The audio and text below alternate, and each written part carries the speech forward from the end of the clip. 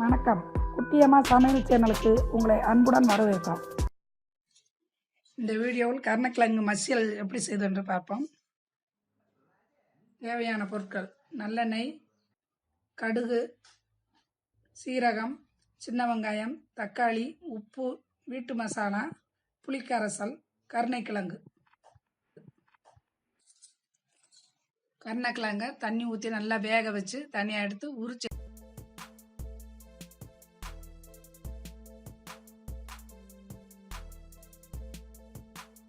புளிக்கரண்டி நல்லெண்ணெய் ஒரு 1.5 கரண்டி ஊற்றிக்கிறாங்க.